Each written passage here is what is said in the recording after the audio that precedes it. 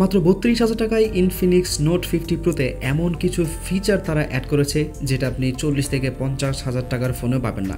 হ্যাঁ, আজকে আপনাদের সাথে রিভিউ করব ইনফিনিক্স নোট 50 প্রো।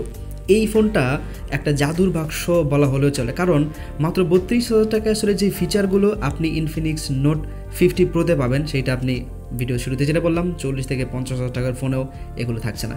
সো কী থাকছে ইনফিনিক্স নোট 50 প্রোতে আপনার নেওয়া ঠিক হবে কিনা, এবং আপনার বাজেট, সেই বাজেট অনুযায়ী ক্যামেরা, গেমিং এবং ফোনের পারফরমেন্স নিয়ে বিস্তারিত আজকের ভিডিওতে আলোচনা করবে।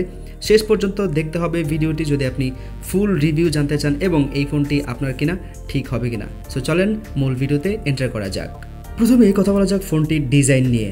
ভাই, এটা থিকনেস মাত্র 7.3 mm আর ওয়েট 198 গ্রাম। ফোনটি 4টি কালার ভ্যারিয়েন্টে পাওয়া যাবে: titanium grey, enhanced purple, racing addition and shadow black.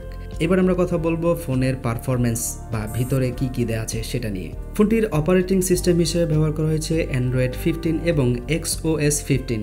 Chipset হিসেবে থাকছে মিডিয়াটেক হেলিও G100 আলটিমেট, এবং সিপিইউতে থাকছে অক্টাকোর 2.2 GHz এবং কর্টেক্স A55।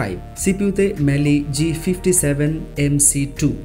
এই প্রসেসরে আপনি ভালো গেমিং করতে পারবেন, বিশেষ করে যারা গেম লাভার রয়েছেন তাদের জন্য খুবই বেস্ট একটা ফোন। পাশাপাশি আপনাদের জন্য, মানে যারা গেম লাভার তাদের জন্য আরও একটা ব্যাপার কিন্তু রয়েছে।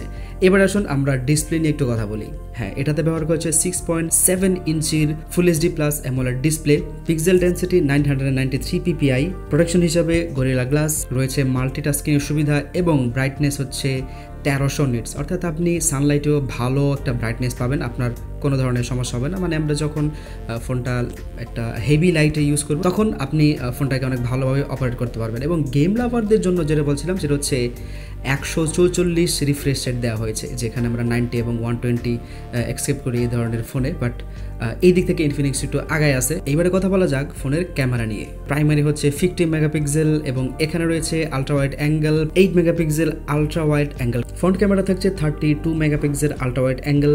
সো যারা গেমিং এবং ক্যামেরা এই দুইটার জন্য ফোনটা নিতে যাচ্ছেন তাদের জন্য আমি মনে করি বেস্ট একটা ফোন। এবার আমরা ফোনের ব্যাটারি নিয়ে একটু কথা বলি।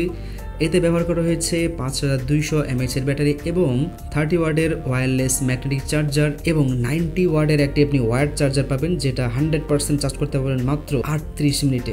এই বাজারের ফোনে এটা খুবই ডিজার্ভ করে। এর ইন্টারনাল স্টোরেজ 256 GB এবং 8 GB রোম। সো নিঃসন্দেহে বলতে পারি যারা গেমিং এবং ক্যামেরার জন্য, অর্থাৎ আপনারা যারা গেমিং পছন্দ করেন তাদের জন্য ফোনটা বেস্ট। সো আই হোপ যাদের বাজেট 32,000 টাকা তারা চোখ বন্ধ করে এই ফোনটা নিতে পারেন। এবং এইটার যে ইউজার এক্সপিরিয়েন্স, আমি মনে করি 32,000 টাকার মধ্যে অন্যান্য যে ফোনগুলো রয়েছে আপনি 100% ইনফিনিক্স নোট 15 প্রোতে এর চেয়ে ভালো এক্সপিরিয়েন্স পাবেন।